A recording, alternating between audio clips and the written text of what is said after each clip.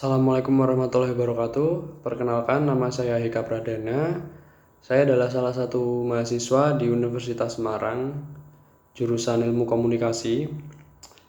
Pada kesempatan kali ini, saya akan menjawab soal UAS, mata kuliah Komunikasi Massa, yang dimana di situ diberi beberapa soal untuk saya jawab. Nah, langsung saja kita bacakan soal nomor 1. Analisis mengenai peran pemerintah sebagai juru bicara yang diharapkan bisa memberikan keterangan mengenai pandemi ini. Sudahkah pemerintah berhasil menjalankan tugasnya dengan tepat sasaran? Adakah hambatan komunikasi massa dalam penyampaian pesan pemerintah ke masyarakat? Nah, saya izin menyampaikan jawaban saya. Jawaban saya adalah pemerintah sebagai juru bicara mengenai masalah pandemi menghimbau kepada seluruh masyarakat untuk bekerja, bersekolah, beribadah, atau beraktivitas yang bersinggungan dengan orang banyak. Itu pemerintah menyarankan untuk dari rumah saja guna mencegah penyebaran COVID-19. Pemerintah sebagai juru bicara memberikan informasi resmi kepada masyarakat melalui media-media dan mencegah kemungkinan menyebarnya berita-berita yang tidak aktual atau tidak benar adanya. Sebagai seorang juru bicara harus memiliki kemampuan komunikasi massa. Yang saya maksudkan adalah kemampuan menyampaikan pesan kepada publik sesuai dengan data dan fakta yang benar tanpa diganggu oleh tekanan. Jujur dalam memberikan informasi kepada publik, lebih ke tidak ada yang menunggangi atau sebagainya. Jadi dapat berkomunikasi dengan baik, terus sehingga dapat diterima oleh semua lapisan masyarakat. Sehingga kehadiran juru bicara diharapkan memberikan kepastian informasi yang baik dan benar yang bersumber dari pemerintah. Selain itu juga pemerintah terus melaksanakan berbagai upaya untuk menangani COVID-19 agar tidak terjadi lonjakan dan peningkatan kasus.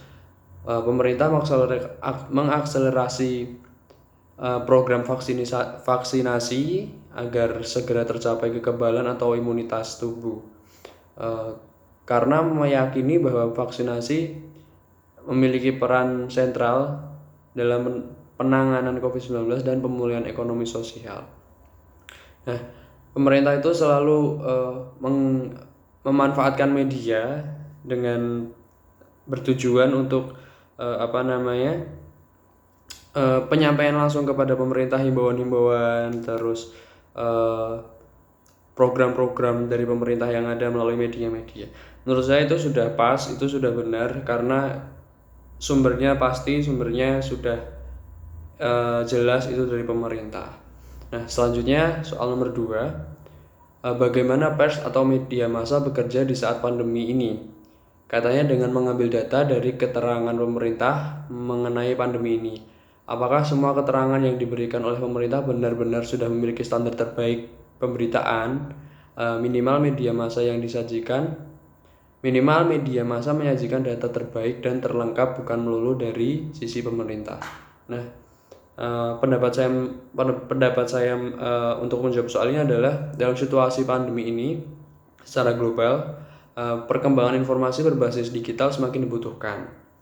Masyarakat membutuhkan informasi yang kredibel, benar, dan terpercaya untuk mengetahui fenomena COVID-19 ini dan berbagai dampaknya. Dengan demikian, masyarakat semakin memahami cara-cara melindungi diri, keluarga, lingkungan, sekitar secara tepat dan benar. Pers sangat dibutuhkan dalam penanganan pandemi, khususnya dalam menciptakan pemberitaan yang menunjang dan menjunjung tinggi etika jurnalistik sehingga mampu membawa perubahan perilaku masyarakat ke arah positif. Dalam hal ini, pers sangat dibutuhkan negara sebagai garda terdepan untuk langsung menyampaikan informasi menangani pandemi COVID ini. Pers wajib diselamatkan dalam situasi krisis saat ini sebagai investasi jangka panjang untuk demokrasi dan good government di Indonesia. Pers membutuhkan insentif ekonomi dari negara agar tetap hidup dan menjalankan fungsinya dengan baik.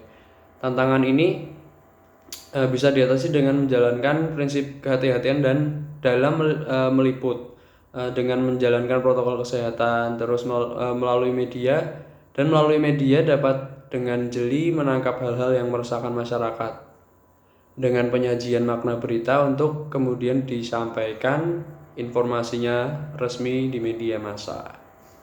Nah, kita lanjut ke soal nomor 3.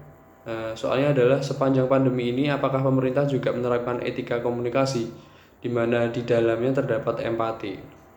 Nah, untuk soal nomor 3, pendapat saya adalah selama masa pandemi ini dalam memberikan informasi melalui media, pemerintah terkesan kurang menerapkan empati. Hal ini menunjukkan ketidakpastian pemerintah Indonesia menanggapi krisis sebagai dampak pandemi. Pemerintah tidak memiliki pemimpin khusus di tengah krisis COVID ini, padahal pola komunikasi krisis di tengah bencana harus dilakukan dengan cermat agar tidak menimbulkan krisis yang lain, yakni krisis komunikasi misal, terus krisis lain-lainnya lah, terus perdebatan kebijakan, jumlah kasus yang tidak jelas, hingga stigma soal pasien COVID ini menunjukkan kegagalan pemerintah Indonesia untuk menciptakan pola komunikasi krisis yang baik. Terus penyampaian data yang tidak transparan merupakan bentuk pelanggaran standar etika berupa kejujuran yang semestinya dijunjung tinggi oleh pemerintah dalam penyelenggaraan negara. Tapi yang terjadi justru kebijakan pemerintah dalam penanganan COVID ini seringkali tumpang tindih. Nah, ketidakjelasan ini disebabkan kebingungan publik sehingga respon krisis tidak disertai empati menghambat penanganan wabah COVID ini di Indonesia. Padahal kondisi seperti ini sangat penting menerapkan etika respons komunikasi krisis yang cepat untuk menanggulangi dampak buruk pandemi COVID ini. Kira-kira seperti itu jawaban saya, pendapat saya menanggapi soal nomor 3 ini.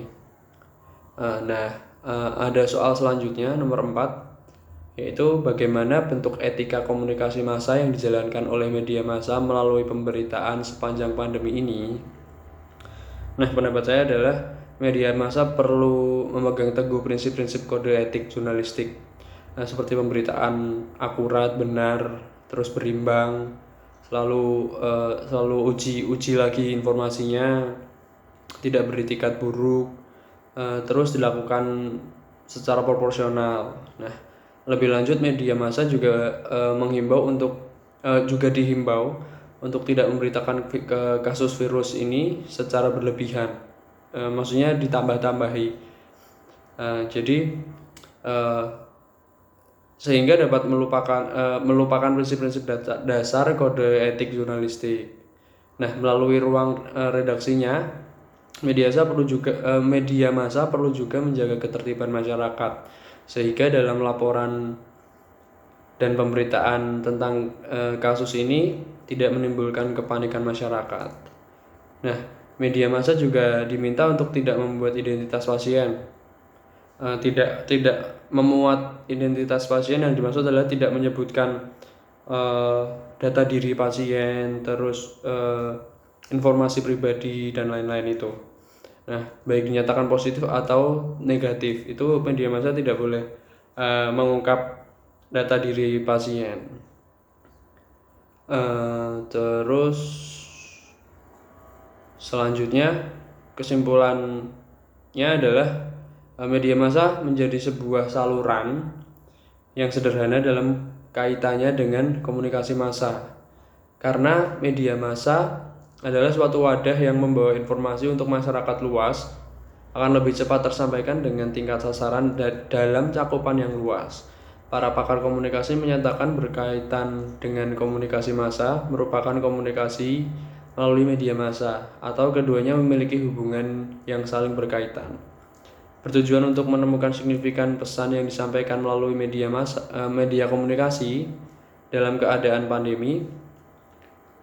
Tuntutan media massa yang berdimensi krisis dalam berbagai lini, menjadikan pemilihan media komunikasi harus lebih hati-hati lagi. Persoalan ini kemudian akan berdampak pada kesalahan informasi yang diterima oleh masyarakat. Oleh sebab itu, pemilihan komunikasi massa sebagai media yang strategis dalam menanggapi berbagai persoalan dapat menjadi alternatif sebagai sarana edukasi dini yang langsung menyasar terhadap masyarakat luas dengan efektif dan efisien.